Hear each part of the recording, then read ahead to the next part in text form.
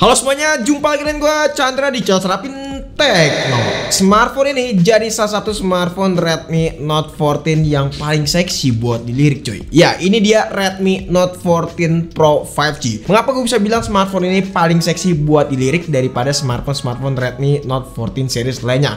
Ya jelas spesifikasi yang dibawa ini mirip seperti seri tertingginya, yaitu seri Redmi Note 14 Pro plus 5G teman-teman. Tapi dengan harga yang pastinya jauh lebih ekonomis. Jadi sebelumnya kita harus tahu dulu kalau misalnya Redmi Note 14 series itu ngebawa 4 varian, yaitu ada Redmi Note 14 4G, terus juga ada Redmi Note 14 5G yang sebelumnya sempat kita bahas, terus juga ada Redmi Note 14 Pro 5G yang bahkan kita bahas ini, dan juga ada Redmi Note 14 Pro plus 5G. Ya memang variannya agak sedikit ketimbang seri sebelumnya, yaitu Redmi Note 13 series itu ngebawa 5 varian sekaligus. Menurut gua smartphone ini punya positioning yang enak banget nih ketimbang seri-seri lainnya.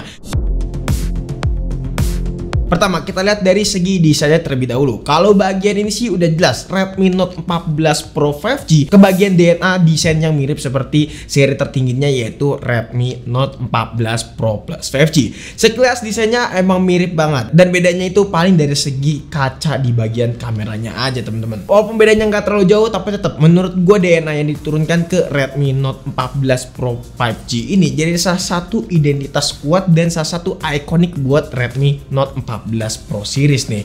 Ya menurut gue jadi branding aja buat smartphone seri yang satu ini. Dengan desain yang kayak gini awalnya itu memang gue nggak suka, walaupun memang ya kesannya itu anti mainstream banget. Varian warna yang hadir di sini ada 3, yaitu Lavender Purple, Coral Grille, dan juga Midnight Black. Kalau gue pribadi sih lebih suka warna yang Coral Grille ini teman-teman, unit yang kita bahas kali ini. Ya karena warna ini menurut gue cocok banget buat jadi color hero-nya si Redmi Note 14 Pro series. Tapi kalau menurut kalian gimana nih? Kalian suka yang mana? Coba tulis komentar aja. Untuk ketebalannya sih smartphone ini bukan jadi salah satu smartphone yang tipis ya teman-teman, apalagi buat di kelasan entry level dan juga mid range nih. Nah terkait frame-nya sendiri sih di sini melengkung sama seperti di seri sebelumnya, jadi kelihatan lebih tipis gitu. Untuk kualitas speaker sih pastinya udah atas bawah ya teman-teman. Di sini udah pakai teknologi dual stereo speaker dengan dukungan Dolby Atmos juga. Lalu yang absen di sini sih cuma satu, yaitu lubang jack 3,5 mm aja. Ya gue tau lah alasan Xiaomi nggak masukin lubang ini ya karena memang biar smartphone-nya itu kelihatan lebih tipis.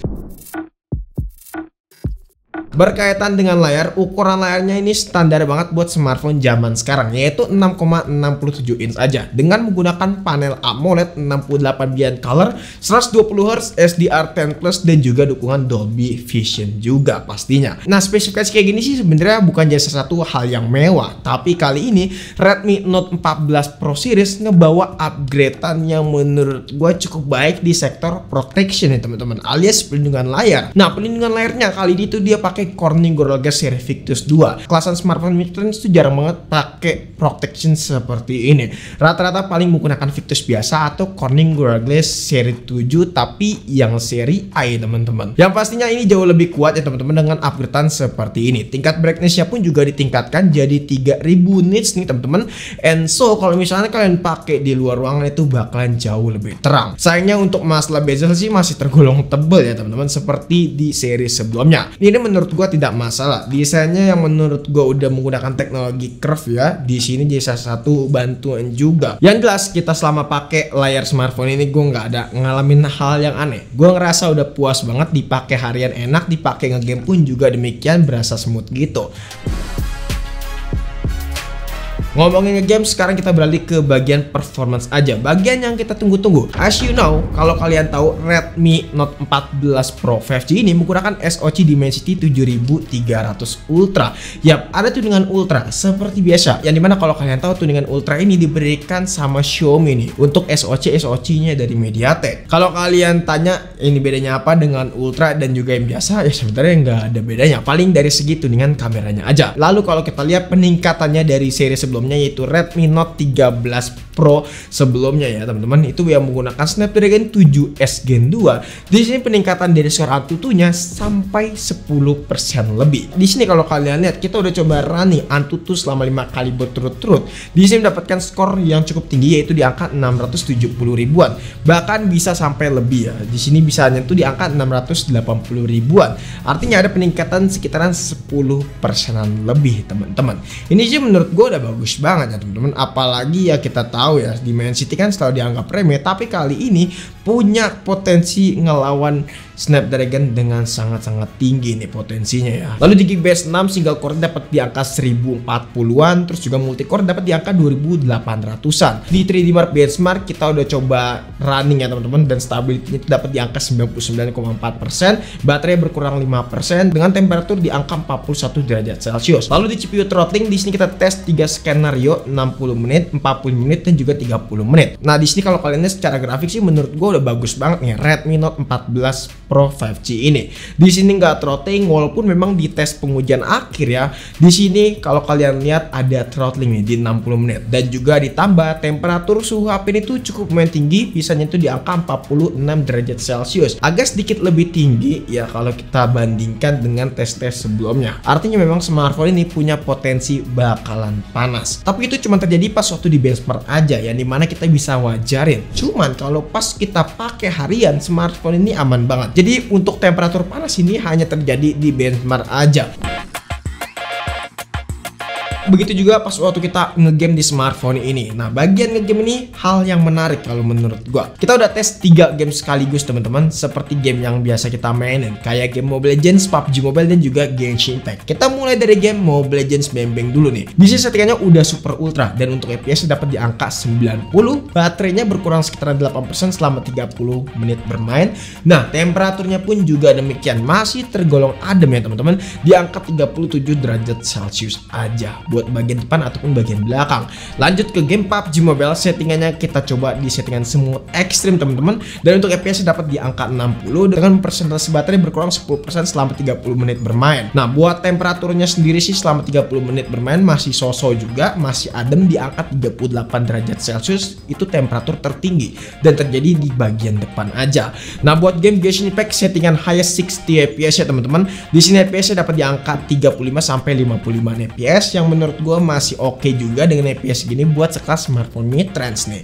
Nah, buat temperaturnya sendiri di angka 41 derajat Celcius, dan lagi-lagi masih di bawah 45 derajat Celcius, jadi tergolong masih aman banget, apalagi kita main selama 30 menit juga.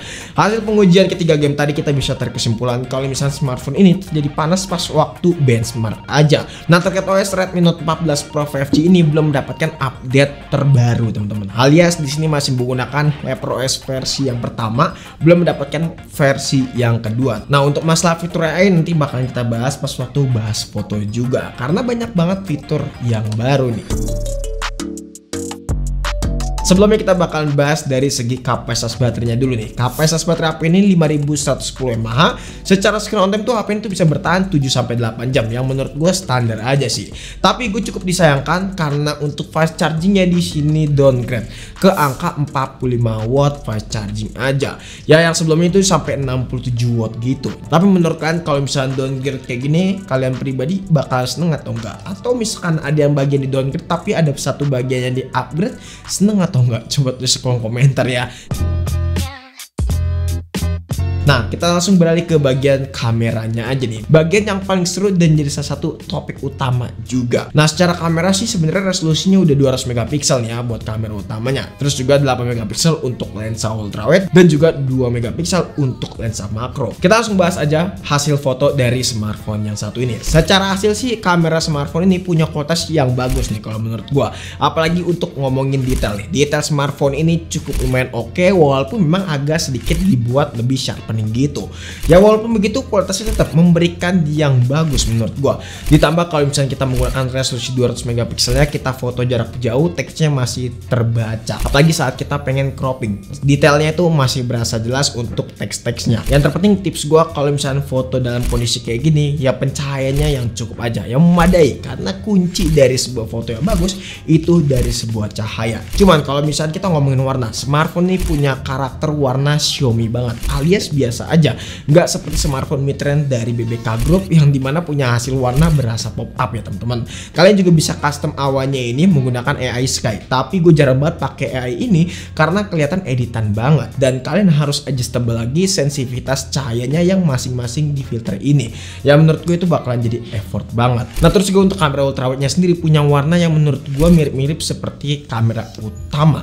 Tapi untuk masalah detailnya memang agak sedikit menurun ketimbang kamera utama. ya hal ini wajar sih karena memang secara resolusi aja udah beda. Cuma menurut gua di sini ultrawide-nya sih udah bagus ya buat sebuah smartphone kelasan mid-range. Nah, sekarang kita beralih ke kamera malam aja. Kualitas fotonya sendiri sih menurut gua itu di sini ada sedikit perbedaan nih.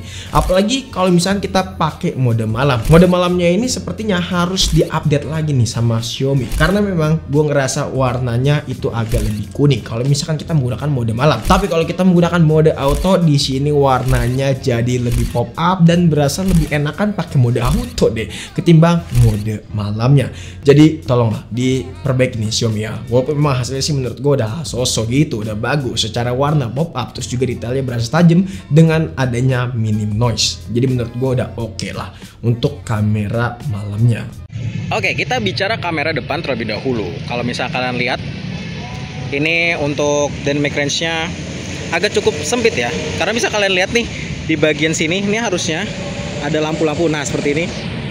Ya, dynamic range-nya cukup sempit. Kemudian fokalnya juga cukup lebar sih sebenarnya. Ini udah oke. Dan kalau misalnya kita bicara kamera belakangnya, agak sedikit aneh. Sebenarnya kalau secara stabilisasi udah oke di kedua lensanya, lensa ultrawide dan lensa utamanya. Cuma entah kenapa kamera utamanya ini agak sedikit flat warnanya. Jadi kesannya kita tuh kayak ngerekam pakai flat profile gitu. Berbeda dengan kamera ultrawide-nya yang hasilnya udah cukup oke. Sayangnya kamera ultrawide itu nggak bisa ngerekam 4K dan tidak bisa berganti lensa di resolusi Full HD 30 fps. Cukup disayangkan karena mengingat ini seri Pro. Tapi kalau misalnya kita pindah ke kamera utamanya bisa ngerekam hingga resolusi 4K. Ini udah cukup baik sih. Kamera depannya juga cukup stabil. Kalian bisa lihat untuk hasil video yang saat ini kalian lihat. Dan audionya gimana kualitasnya? Jadi untuk perekaman videonya tadi di wiki udah ngetes nih. Nah, hasilnya kalau kalian lihat di resolusi Full HD Plus warnanya itu lebih pop up ketimbang di resolusi 4K. Ya ini sih sebenarnya balik lagi untuk masalah updatean software nih. Sepertinya memang di bagian kamera harus banyak-banyak improve lagi si Xiaomi ya. Tolonglah ya Redmi Note 14 Pro Series diperbaiki secara cepat.